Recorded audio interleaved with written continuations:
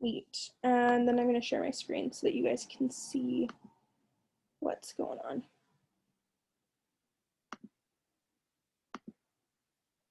Okay. I do need to move this though.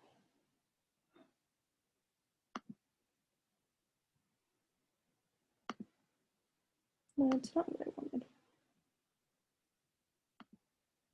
This one's what I wanted.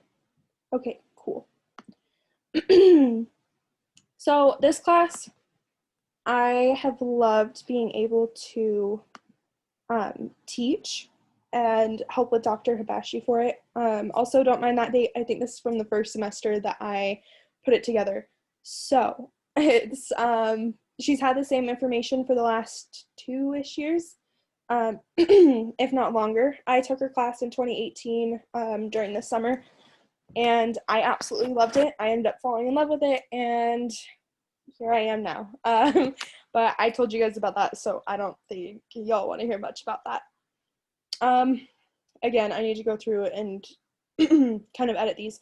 You guys do have a test coming up, not this Tuesday, but next week, I think, on the 17th. Yes. Okay. So just as a heads up, I am available for one-on-one tutoring if you guys would like. You just need to let me know via Canvas. I live in Logan, so if you guys wanted, we could do it at my house. If you are not a fan of dogs or cats, we have a lot of them here. So probably not there, but I can meet you at the library. We can do a Zoom call if you're not from Logan or if you just don't really want to meet in person, or anything. And then practice problems. I know she used to have them. And if she doesn't, I have some that I can send out to you guys, which will help. They're honestly a huge help. And I've got all of the past exams that I can kind of reword and make new questions for so that you guys can like kind of have a little bit more studying material as well as kind of understand the kind of questions she's going to ask. Dr. Hibashi does not try to trick you. I also am tutoring Andy Anderson's class on Logan campus, and so I kind of can see the contrast between each professor.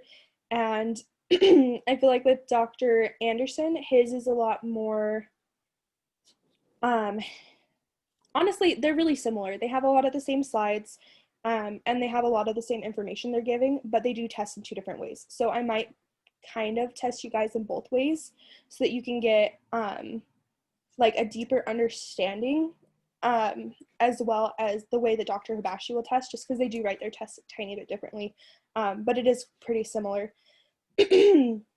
On top of that, as we get in later in the class, we have like specific pathogens we're going to be memorizing. So with different bacteria, different viruses, different multicellular parasites that we'll be memorizing. For those, I would suggest making flashcards. Now, that can be a little overwhelming, but I have slides. Hello? Yes, can you hear? I got your pill. I figured you'd be in here very soon. Cool. So I have different slides that I have made based on the flashcards I made when I was in the class. And I'm going to try to update those before I send them out to you guys, because those will help you really study everything and understand it a lot better. But we can get into that later.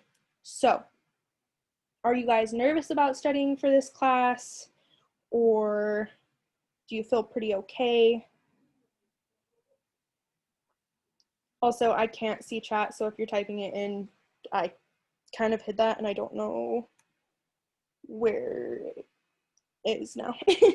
So I'm gonna go ahead and say yes. So today we're kind of gonna go over probably the first, like the macromolecules, a little bit of chemistry. On her,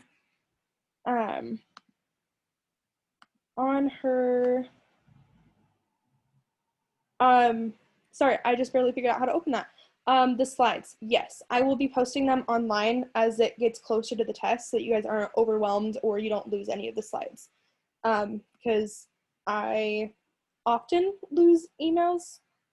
So we are going to, let's see if I can actually escape this because it's not letting me. There we go, sweet. Hide floating meeting controls. So right now, what you guys should have watched and gone over was the microbial world and you, chemical principles, and observing microorganisms through a microscope. So with the microscope one, unfortunately, I am not a lot of help for that one. That is another probably flashcard chapter that you're going to want to go over. If you guys have specific questions, I can answer those, but as much as I want to shove all the information that I have into your brains, I am not capable of doing that. Okay, so we will jump right in. So, I don't have the right screen open.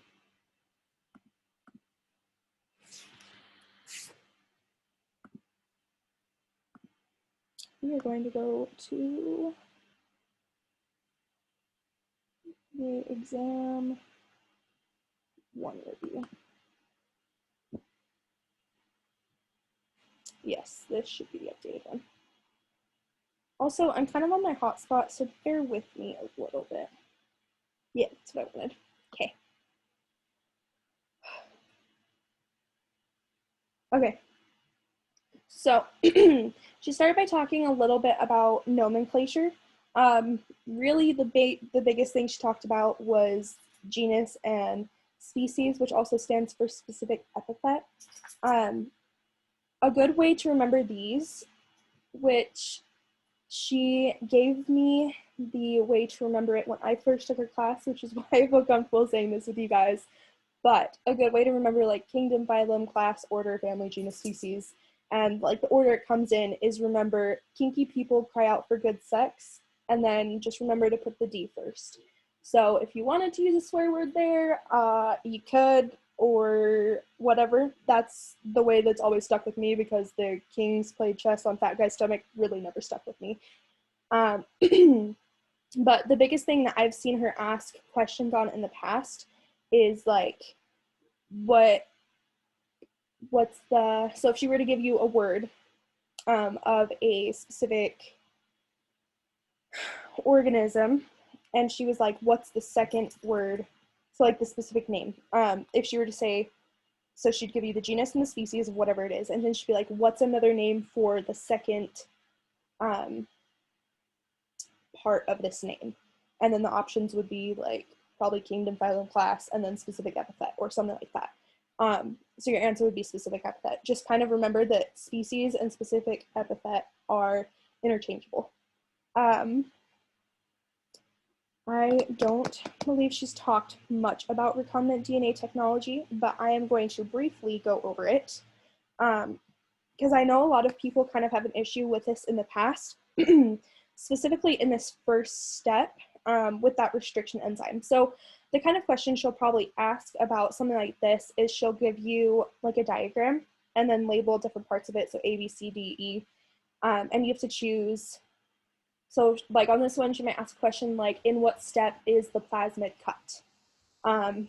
And she might even add on saying, in what step is the plasmid cut and what cuts it? So right here, let's say this was A, this was the plasmid DNA, so that first circle is A, and restriction enzyme is B, and then C, D, E, whatever. You would say like B, and you would say restriction enzyme. And that is honestly pretty much how in depth she really tests on this one. But the whole thing with recombinant DNA technology is you are taking a bacterial DNA and adding a different type of DNA to it. In this case, it is a mammalian gene. The best way I remember this one is, and you guys don't have to remember this, but it helped me. In high school, I took AP biology, and one of the really cool experiments we did is we took E. coli and made it glow. So they took a jellyfish gene, which made things glow, and we used the restriction enzyme. We cut the plasmid, and we basically stuck that gene into the plasmid, so that then when we had our bacterial colonies growing, if we did it correctly, our bacteria were supposed to glow. Which I thought was really cool.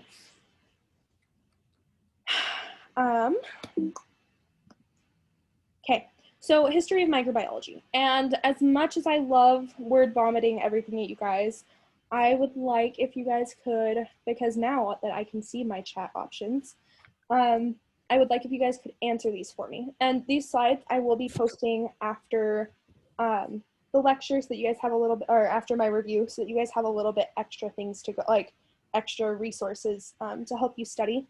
But, and I'm pretty sure she has since updated this, so I can go through and take some out, or you guys can take them out whenever you guys start going through this stuff. But if you guys could join in and tell me what each of these people did one by one. If not, I do have your names on my screen and can call out on you. So, Edward Jenner, what did he do?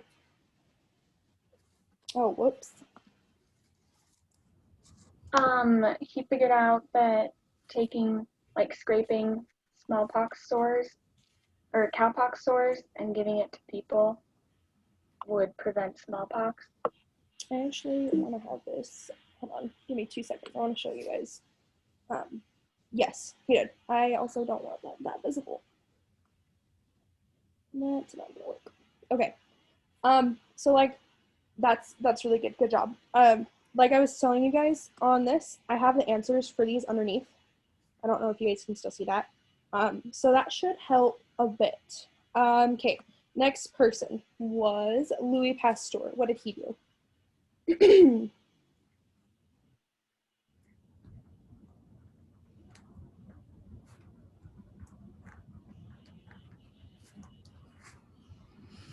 Didn't he do like the fermentation and the pasteurization? Yes.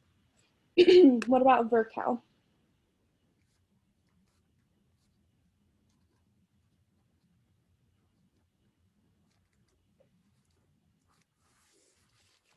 And if any of these are ones that she has not talked about, please let me know and we can skip over them, or I can make a note to take them out.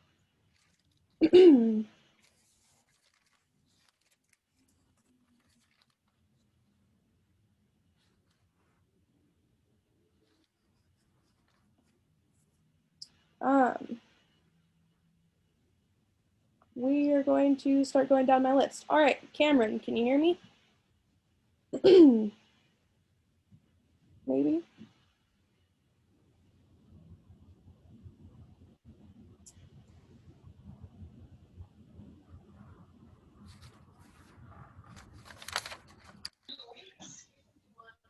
Yeah, I can hear you. Sorry.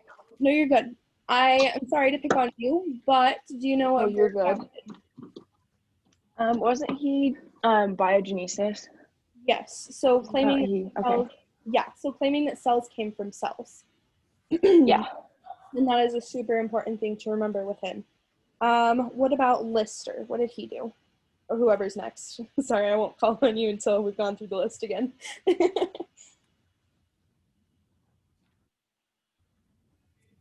Didn't he do the aseptic surgeries with phenol and carbolic acid? Yes. Awesome. All right. Robert Koch.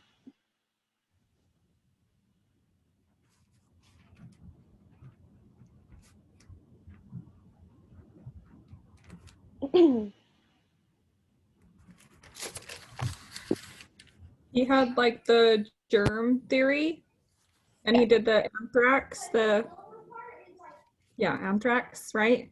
Yep. Next is Paul Ehrlich.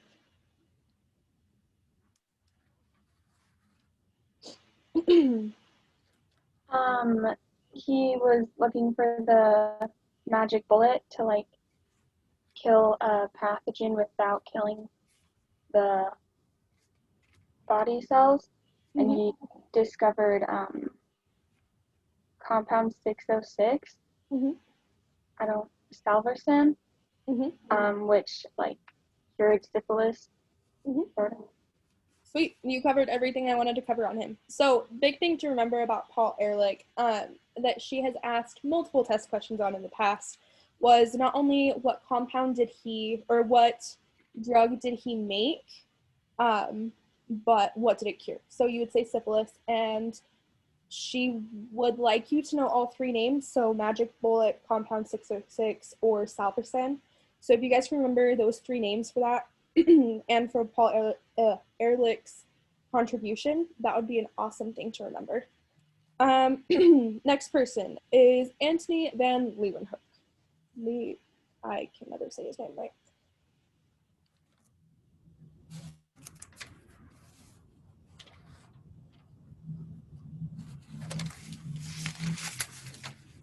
The single lens microscope.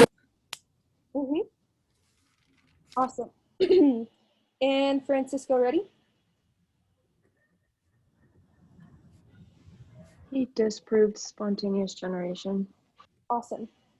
Linnaeus and Woes. I feel like this one she may have briefly touched on, and it's usually a lot more obscure.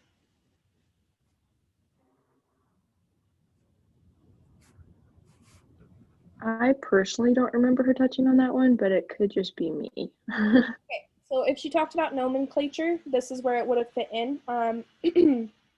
Like I said, I honestly haven't looked over her slides yet. I haven't had a moment to, but they are the ones that came up with binomial nomenclature. So if she ever throws those names in there, or throws in nomenclature, these are the two I would remember. Alexander Fleming.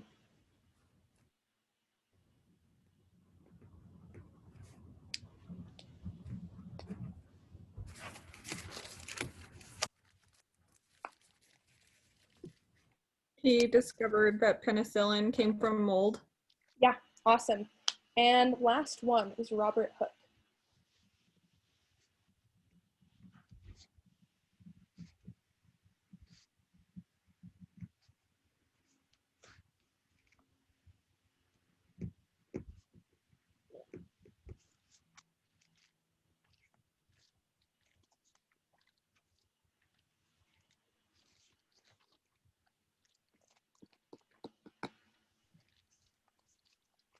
Was he the first?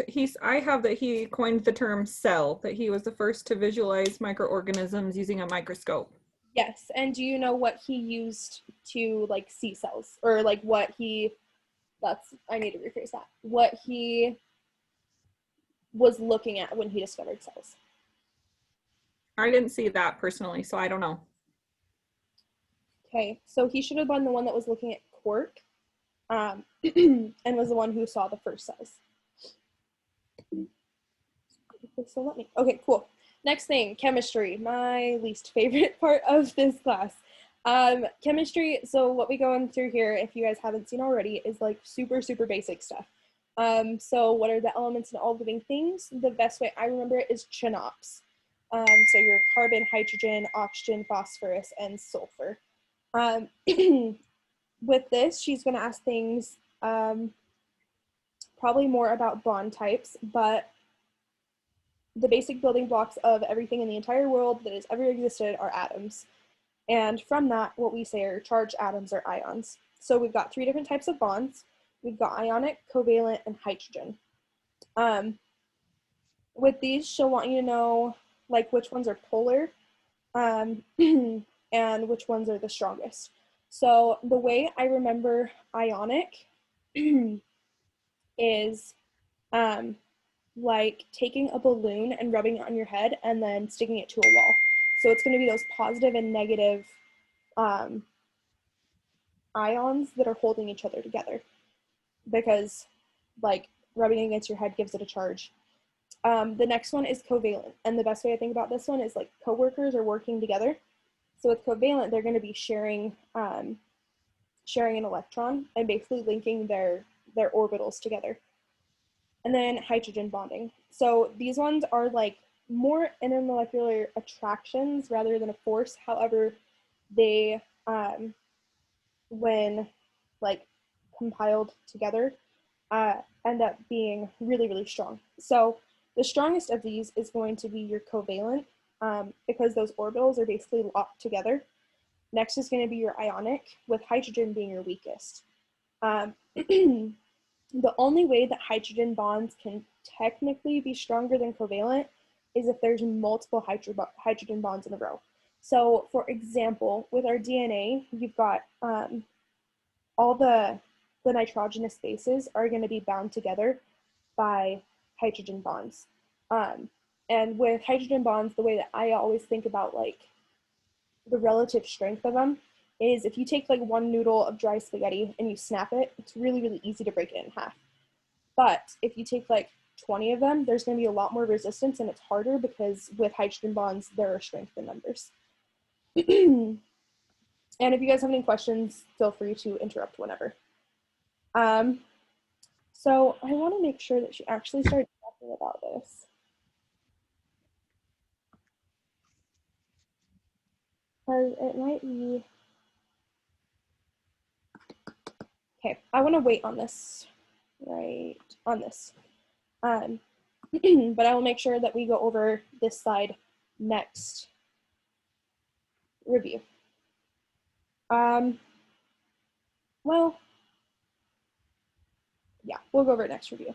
So for growth, with inorganic compounds, you're going to have things like water, oxygen, or CO2. So the fact that they've got, like with oxygen, the reason why would be because it's got not only just two oxygens bound together, but usually with organic compounds, you need carbon-hydrogen bonds in them.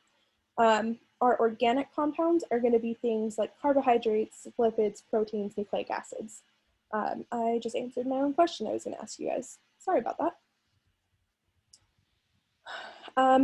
Okay, this is another topic she really, really likes to ask questions on. So I want to try to drill this into your heads as much as possible. With pH, anything above 7 is basic, anything below 7 is acidic. Normal range for microorganisms is between 6.5 and 8.5. And it's a range because honestly, not everything is going to be able to stay in that 7 like range. So the big thing that she'll want you to remember here is the amount of like hydrogen concentration in between each level. Do you guys remember what she said about the difference in hydrogen concentration between each level?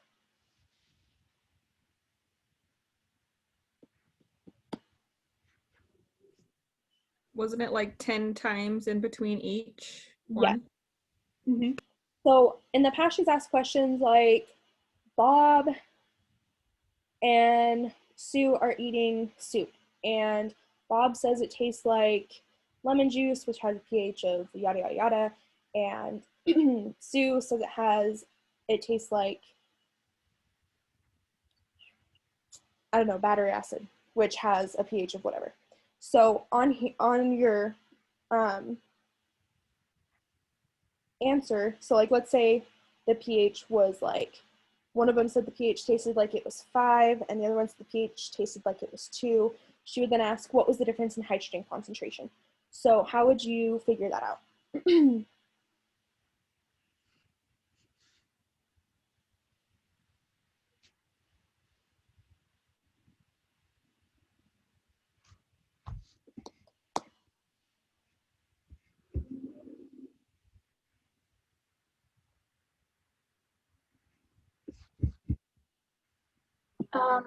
Wouldn't it be 1,000? Wouldn't it be what? 1,000? Yeah. So you're going to take this, and so like from 5 to 4, it's 10, 4 to 3, it's 10, 3 to 2, it's 10. So just multiply 10, 10, 10, or 10 to the third, which would give you, wait, yes, that would give you the same thing. So this one, like I said, I really want to try to like drill it with you guys. Do you feel comfortable with how I just explained that? Do you have any questions on this? This one is probably the most missed question that I have seen over the last 2.5 years.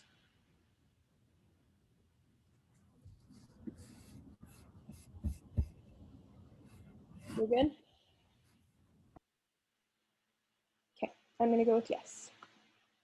Okay, so organic compounds, goodness. I have this really, really awesome video attached here that I think would help you guys out a lot. I need to edit this to make sure it says, okay. I remember when I took the class, I watched this and it helped me a lot. Just kind of like getting them all straight. I am more of a visual learner. So I really like to find videos and watch videos so that they help me to better understand and grasp things. So I will send this to you guys so you can see it, but I am not going to make you watch it right now.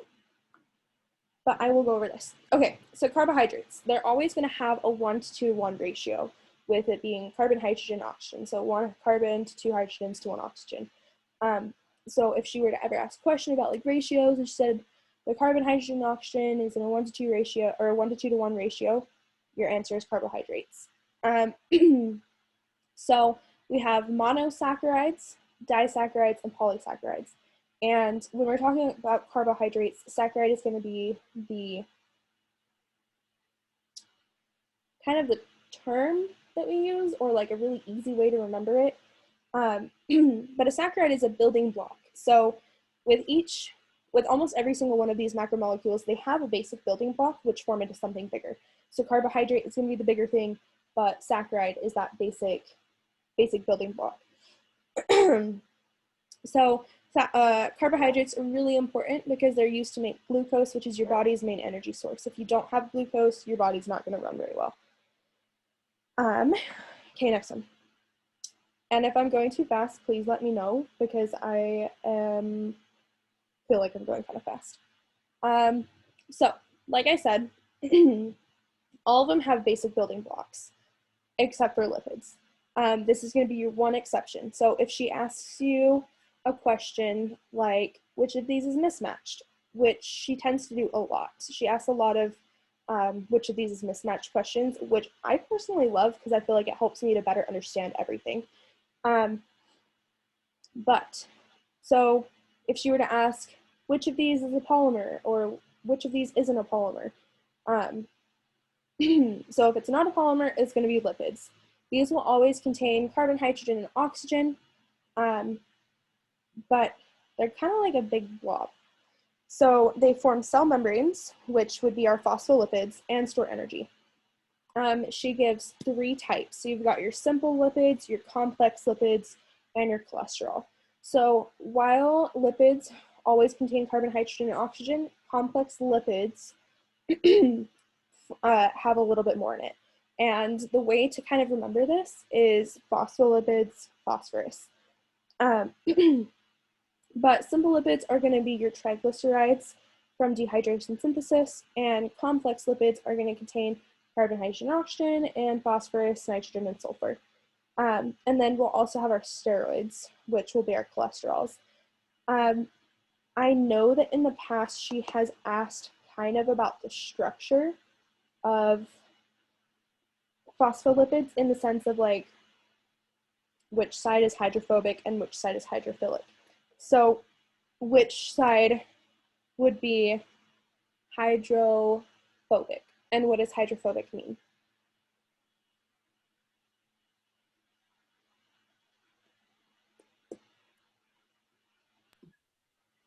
Water fearing.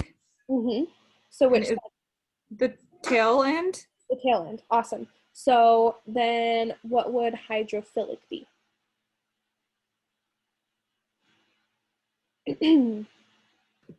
Hydro loving. Yes, and that would be the other side, right? So the head. And I know for me, it's really hard to visualize things. So if you can just keep in mind, like a cell is going to have lots of fluid around it and inside of it. If you can keep in mind that those heads are going to be on either side of it, and then inside together is going to be that hydrophobic region, you'll be solid. Whoa, okay. So proteins, which honestly, if you ever take her Principles of Genetics class, was probably one of my favorite sections, just because I was able to finally understand all the organic chemistry behind it. But proteins, they're going to contain carbon, hydrogen, oxygen, nitrogen, and sometimes sulfur. They are the most common macromolecule found in cells, and what they do is they perform basically every living and not every, but most of the like vital functions that you need for living things. So like transportation between like across cell membranes, making replicating DNA is a huge part of it, and basically just making sure the whole cell runs the way it's supposed to. This is also going to be a polymer, with the basic building blocks being amino acids. So this would be, that's why it's kind of in purple. This is like a really important thing to remember. So structures, and this is kind of a weird way that my teacher made us remember it, but in AP Bio, the same amazing teacher who has shaped me as a biologist gave us a really weird way to kind of remember this, and if you can picture this in your brain, it will help you understand it and really remember it super well. So we would be in the middle of class and she'd yell, primary structure, and everyone would have to hold their arms out as far as they could. Just to say that primary structure is going to be a basic chain. That's just going to be all of your amino acids linked together. Then she'd say secondary structure, and we'd all have to like form a little beta pleated sheet or an alpha helix with our arms to say that like that was the first time it was starting to fold. And if she asks anything about secondary structure, she's going to want to know that you understand that you're either going to form an alpha helix or a beta pleated sheet. So your alpha helix is going to be kind of like your DNA. Then she would yell tertiary structure, and we'd all have to like curl up into a giant ball. During tertiary structure is when they kind of just start folding in on each other enough that they can, basically what happens is all the bonds in it start linking itself together and form a giant blob. And then she'd yell quaternary structure, and all four of us at the table would dive underneath the table and curl up into balls together. Quaternary structure is going to be where you have multiple proteins coming together to form the end result. However, with that being said, not all proteins make it to quaternary structure. That is just something you see with some of the proteins. Do we feel okay on structures? I hope that helps you remember it. Examples of these are going to be your enzymes, transporter proteins. When we talk about exotoxins, that's going to be the kind of things that proteins are, or what they make, or just important things like examples of proteins. Last. Question. Yes. In those, in the structures, are you going to need to know like certain things that happen in each one? I know in the past she hasn't ever asked anything that in depth. She'll just kind of ask you what each structure is, basically. So like the alpha helix or the beta pleated sheet, if it's that giant blob that's folding in on each other, if it's multiple proteins coming together, or if it's just that giant long chain. Okay, thank you. Yeah, of course. Okay, next, last and final, macromolecule. So we're going to have our nucleic acids. So we've got our RNA and our DNA, or our ribonucleic acid or our deoxyribonucleic acid. These are always going to contain carbon, hydrogen, nitrogen, oxygen, and phosphorus. An easy way to kind of remember this is, since it is an organic compound, it's going to always have that carbon and hydrogen. On top of that, it also has a sugar. So that gives us our immediate oxygen in there because the 1:2:1 ratio. And then we also have phosphate groups and nitrogen containing bases. So, Shana, this one's basic building blocks are going to be nucleotides. So it's going to be a polymer of nucleotides. These are used for making protein. It's for heredity, genetic materials. This is a template for your protein synthesis. And she used to go over like protein synthesis a little bit, and she used to go over like how like DNA replication a lot, but I don't think she's planning on going over it a super ton, if at all, this semester. So in DNA, you're always going to have 2 bonds between A and T and 3 hydrogen bonds between C and G. The way I've kind of always remembered this is A and T both have two straight lines leaning on each other. And C and G, if you take a C and a G and stick them on top of each other and flip it the other way, it makes a 3. Again, if that helps you, awesome. If it doesn't, I'm sorry. So your bases for DNA are going to be your C, G, A, and T, and they're going to bind just like that, C to G and A to T. For RNA, they're basically the same, except for instead of a T, you have a U. So C to G and A to U. Transcription and translation, which she cut out last semester. I think we hadn't gotten to this one yet either. Okay, so I do have a couple questions that I'm going to ask you guys. I'm not sure. Okay, so what are the basic building blocks of proteins?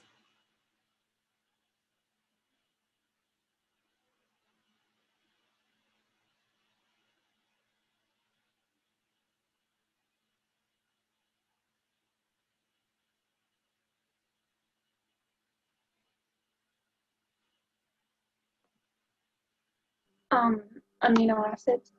Yes, and what do we call what's another name for a protein? I didn't mention it, but you guys should still know this. Isn't it a peptide? Yes, and you would call it a polypeptide chain, because remember, poly is many. With carbohydrates, what are the building blocks of that?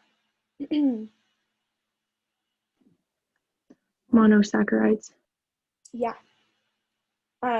And just to make sure, like if you were to ever write that down on a test, I think Canvas might go ahead and mark you down as wrong if you were to type in monosaccharide. Just to be safe, I would always say saccharides, but you are right because it is one saccharide. What about lipids?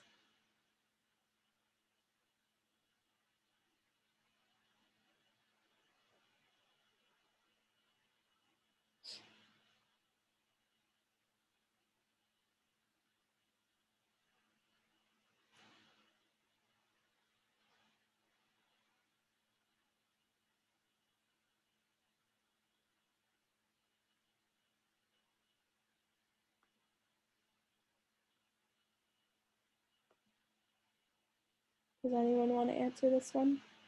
Do I need to call on someone? Glycerides? No. So lipids, this was a little bit of a trick question. Lipids are the only ones that don't have a basic building block. But good idea, because glycerides, there are 3 in a triglyceride. What about nucleic acids?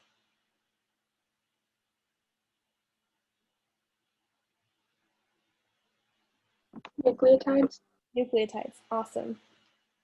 With a nucleotide, what makes up a nucleotide?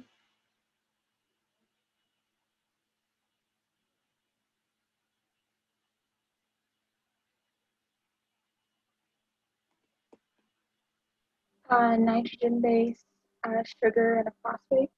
Awesome. She has asked a lot of questions about that in the past, or she'll give you like a diagram of what a nucleotide looks like. And then you've got to be able to like basically say what it is. I think that one would be a really good one to go over, just like the structure of a nucleotide, what makes up a nucleotide, because we do talk about nucleic acids and nucleotides quite a bit throughout the semester. Again, what makes up a nucleotide? A phosphor or a phosphate group, a nitrogen containing base, and a sugar.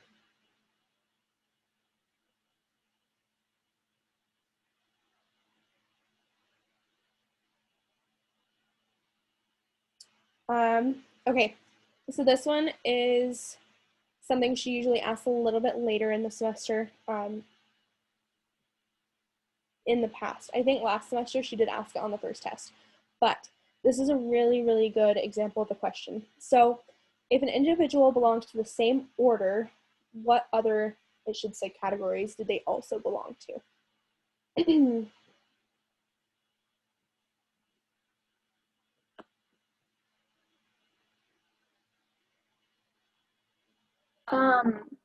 Domain, kingdom,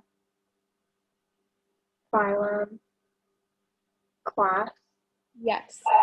So one thing to remember about phylogenetic trees, which is basically kind of how this binomial nomenclature thing is set up with those domains of life and with your like kingdom, phylum, whatever. Anything above it is going to belong to the same thing. So if you were to put, right, kinky people cry out. So family, genus, and species, that's when it starts getting a little more individualized. So if they're in the same order, they may not be in the same family, they may not be in the same genus, and they may not be in the same species. However, they will always be in the same of whatever came before it. So kingdom, phylum, domain, class. And I think this one definitely tripped me up a little bit when I first took the class. So I think this is a really important one to remember as well. We are not going to get into that yet. Well, since I have a little bit of time, she talked about catabolism and catabolic and anabolic reactions, right? Yeah, she did. Okay, then I want to make sure we definitely go over those just a little bit. And did she already start talking about dehydration synthesis? Because usually she talks about those at the same time. Yeah, she did. Sweet. Okay, so I want to go over those then, because these are also things that tend to kind of trip people up a little bit. So with your anabolic versus your catabolic reactions. With catabolic, I think of catastrophe. It's breaking things apart, it's a disaster. With anabolic, I think of anabolic steroids, which build people up and make them super big and swole.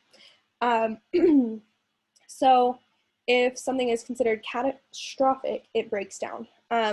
When you're breaking any bonds in a reaction, it's going to be considered exergonic, which means energy has to be released. That energy can't just stay put in those broken bonds. It's going to basically explode everywhere. And usually you're going to see this by heat. So like anything that's considered a catabolic reaction is usually going to be really, really hot or warm at least. So an example of this is hydrolysis. On the flip side, you've got anabolic. Like I said, think of anabolic steroids. I think this was Mr. Universe from like 2016. So this is when you're building or synthesizing new molecules from existing molecules. And this is considered to be endergonic, or hold on, 5 seconds. This is considered to be endergonic, which requires energy to be put in. You can't break bonds. You can't make bonds without giving it a little bit more energy. And an example of this would be dehydration synthesis. So I want to show you guys a diagram of which was in this one, I believe. No, it's not. Okay. Because I feel like this will help. I feel like this will help kind of illustrate it a little bit more. Like I said, I'm a very visual learner. So if I can see a picture of it, I can usually put it together myself. But I want a good diagram of it.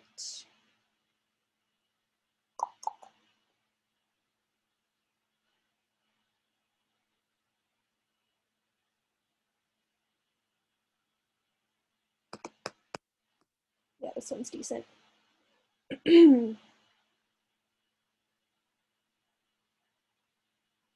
Okay, so with this, we've got our anabolic reaction on our on our left-hand side and our catabolic reaction on our right-hand side.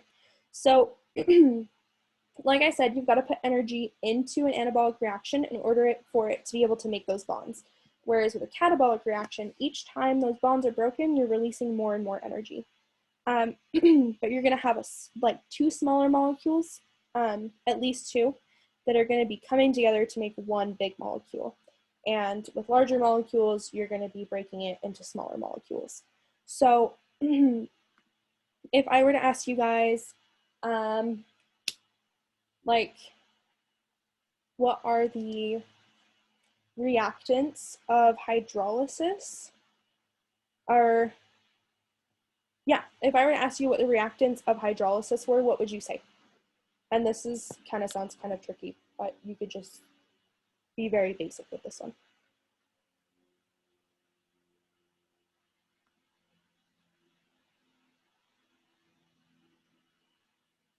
I actually don't like that question I just asked. Anyways, you're just gonna have one basic molecule. So then your products would be what? And this is what I really, really want you guys to focus on. What would your products of hydrolysis be? Two monomers. And what else? Water. Water. Awesome. That is the biggest thing I want. Wait, just kidding. I lied to you. Two molecules. Your products would be a molecule and water. This is why I wanted a picture. Sorry, I lied to you. So hydrolysis. Hold on. I want to make sure I'm actually saying this to you guys. I have not had any sleep, so I'm really sorry. Let me make sure I am getting this right. Yes. Okay. So your products are going to be, so this is an organic chemistry question. Don't focus too much on all of it. But right here, you're going to have this big, come on, zoom in. There we go. Okay, so you're going to have this big molecule here, and by adding water, you're going to break it into two smaller molecules. So that's the big thing. With hydrolysis, you're adding water. So like if you have a cell that lyses, you're going to be breaking open that cell, essentially. And that's what water is doing here. So with dehydration synthesis, what would you have as your products? Water. No. Yes. Yes. And what else?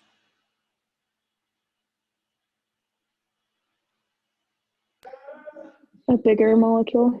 Awesome. So then what would be your reactants?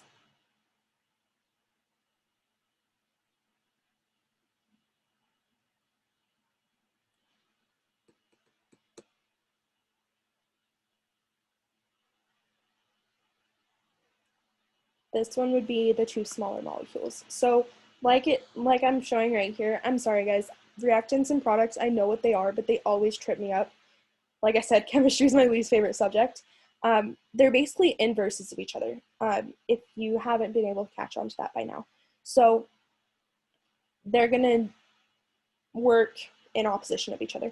So you're gonna have, and honestly, you'll see this a lot in a lot of biological processes where like you'll have dehydration synthesis occur and then hydrolysis will come mess it up, which is honestly why we kind of have enzymes to help speed up that ores. Like we've got other different ligands that can bind to different enzymes to stop reactions from happening. But hydrolysis is going to be the inverse of dehydration synthesis, and dehydration synthesis is going to be the inverse of hydrolysis. So if you can understand those back and forth, you should be really, really solid on this concept. I don't want to bore you guys to death, and I think that is all I wanted to go over today. I am going to post these slides for you guys, but do you have any questions before I end this session? Feel free to leave right now or message me, or you can ask me questions right now. I just want to make sure you guys feel a little bit better now that you've come to the review.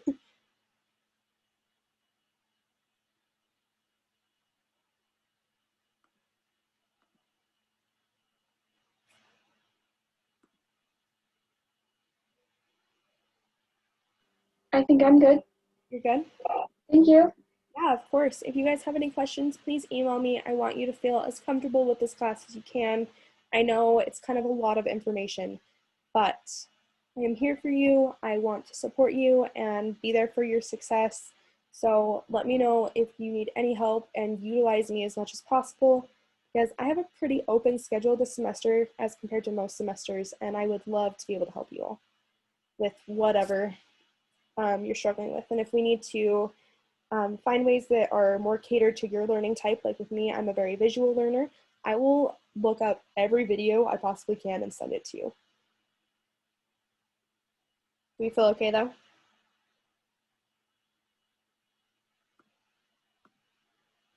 Yeah, you're welcome, Jen. Okay, then I'm going to go ahead and end this review. Thank you so much for coming, and let me know if you guys have any questions. Thank you.